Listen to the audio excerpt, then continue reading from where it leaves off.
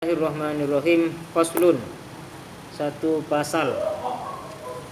Wa min syurutis sholati, ialah sebagian dari syarat-syaratnya salat.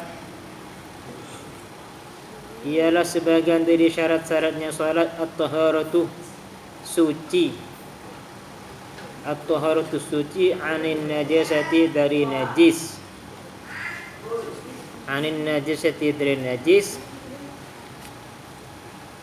Fil badani, di badan.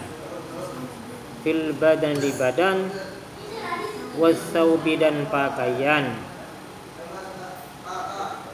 Wal makani, dan tempat sholat ya. Wal mahmuli lahu, dan yang dibawa sholat ya, yang perkara yang dibawa. Jadi diantara syarat sholat di sini disebutkan yaitu adalah suci daripada najis ya.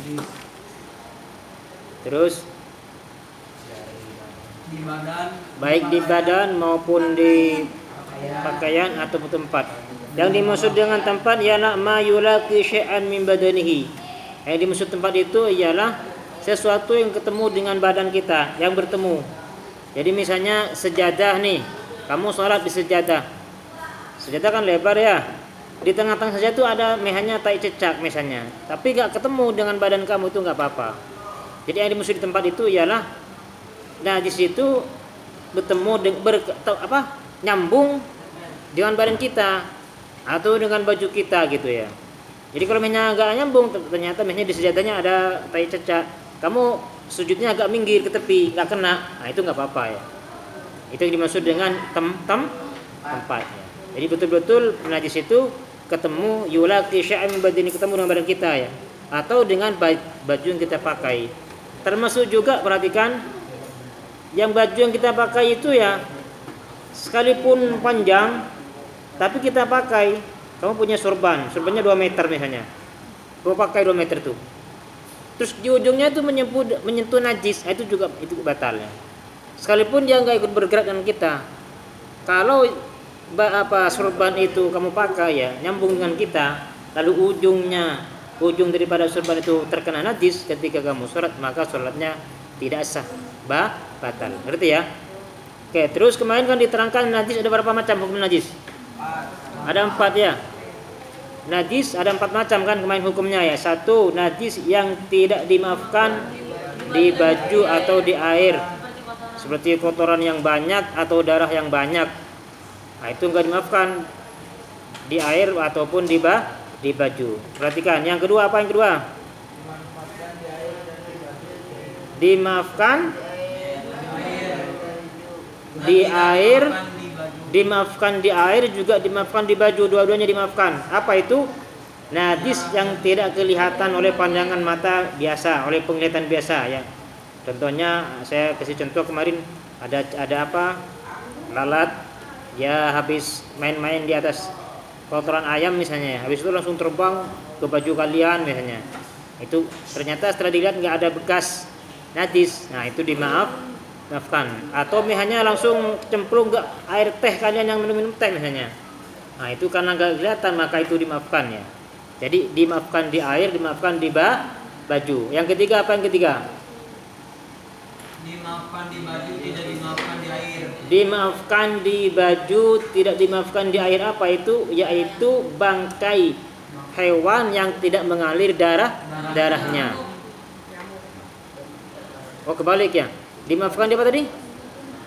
Dimaafkan di baju, tidak dimaafkan di air. Itu darah yang sedikit ya. Darah yang sedikit itu ya, ataupun nanah yang sedikit, ketika menempel di baju kalian kamu bak sholat, itu dimaafkan. Tapi kalau dikena air, ada air 1 gelas, kamu kasih darah sedikit, kena darah sedikit, itu tidak dimaafkan ya. Jadi saya ulangi lagi, dimaafkan di baju, tidak dimaafkan di apa itu? Darah atau nanah atau najis yang sedikit ya. Yang keempat apa? Dimaafkan di air, tidak dimaafkan di apa itu? Yaitu bangkainya hewan yang tidak mengalir darahnya. Contohnya lalat mati, lalu kamu pergi bawa sholat, kamu masukkan ke sakunya. Bagaimana sholatnya? tidak sah. Kenapa? Karena lalat itu yang mati itu bangkai tidak mengalir darahnya, tapi tidak dimaafkan di baju. Karena bau sholat nggak sah sholatnya. Atau nyamuk kamu mati, tepuk mati, sudah langsung kamu bau saku. Atau semut kamu sakukan masuk sholat, tidak sah. Kenapa? Itu tidak dimaafkan di baju. Tapi ketika mengena air ya, hanya kamu punya air teh 1 gelas, ada lalat masuk ke situ, lalu tiba-tiba lalatnya mati. Nah di situ itu kan bangkai kalau mati ya. Nah tapi karena bangkai lalat itu tidak mengalir darahnya, maka itu dimaafkan di air. Kamu boleh minum airnya itu. Tapi dengan catatan jangan dibuangin ya. Kalau memang dibuangin dibuangin bangkai lalat nggak boleh. Misalnya memang ada lalat tiba-tiba masuk ke air mati gitu kan. Itu sudah menjadi bangkai ya. Tapi dihukumin dimaafkan. Kenapa? Karena bangkai itu tidak mengalir darahnya ya. Hewan yang tidak mengalir darahnya, yaitu seperti lalat tadi ya. Jadi yang di sini yang dimaksud di sini ialah berarti kalau kita sholat ialah najis yang batal itu ialah yang tidak dimaafkan di baju. Kalau dimaafkan di baju nggak batal. Contoh apa? Soal ketika kamu sholat ada darah sedikit, hanya kamu kena kudis ya. Siapa yang kena kudis? Banyak ya. Nah tiba-tiba ketika sholat ada darah kudis sedikit itu, nah itu dimaafkan. Namanya dimaafkan di baju. Tapi ketika mengena air tidak dimaafkan. Oke lanjut kitabnya. Fa in laqahu maka apabila bertemu ya. Fa in laqahu maka apabila bertemu kepada musalli, orang yang salat, najisun najis, aulaqo najisnya najis aulaqo atau bertemu ya najis thiyabahu pada pakaiannya musalli, orang yang salat ya, aw mahmulahu atau yang dibawa oleh orang yang salat, perkara yang dibawa oleh salat ya, batalat maka batal salatuhu salatnya ya orang atau orang yang musalli ya. Jadi kalau mehnya tadi sudah diterangkan tadi sebetulnya ya. Kalau mehnya ketika sholat bajunya atau pakaiannya atau badannya kena najis, ketemu najis maka batal. Kecuali kalau najisnya dimaafkan. Nah termasuk lagi begini ya. Ketika ada seorang wanita sholat menggendong anaknya yang bayi, terus dia pakai popo namanya? Pempes ya. Nah itu perhatikan ya. Kalau misalnya dia pakai pempes, selama kalau dia baru diganti pempesnya tidak ada kotorannya ya, belum apa ya, itu masih sah sholatnya, nggak apa-apa. Tapi andai katanya sudah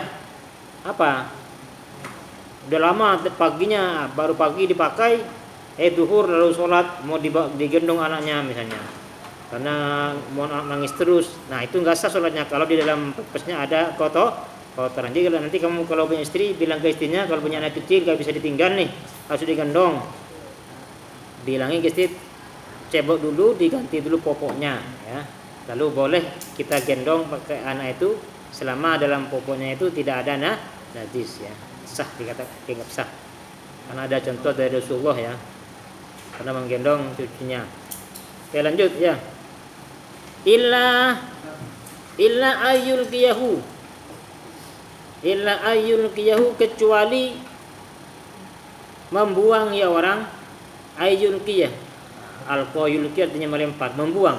Illa ayyul qiyah kecuali melempar, membuang ya orang yang salat kepada najis halan seketika ya. Ai bisur'atin qabla mudhiya aqalli tuma'inati shalah fala tabtuluh. Langsung dibuang dengan cepat, tapi qabla mudhiya aqalli tuma'inati shalah, artinya tidak lebih panjang daripada paling sedikitnya tuma'nina. Tuma'nina paling sedikitnya tuma'nina baca apa? Subhanallah. Tidak lebih sedikit daripada itu ya. Tidak sampai lebih panjang daripada itu ya. Segera dibuang ketika ada najisnya. Hanya ditiup. Nah, ketika sholat, tiba-tiba ada tai cecak, tapi tainya kering ya, jatuh dari atas, jatuh dari atas ke tangannya, langsung sudah dibuang nggak apa-apa, yang penting jangan sampai gerak penuh, sampai gerak banget, atau ditiup. Masanya itu tidak sampai lebih panjang daripada paling sedikitnya cuma nih. Kalau ditinggalkan sampai lama di sini, sampai sekiranya cukup baca subhanallah masih itu batal. Paham tum? Ya. Au yakunu atau ada ini, au yakunu atau ada ya najis illa ma'fuun anhu. Ma'fuun anhu ialah dimaafkan. Au yakunu atau ada ya najis ma'fuun anhu ialah dimaafkan. Kadami jurhihi seperti darah lukanya. Kadami jurhi seperti darah lukanya ya orang.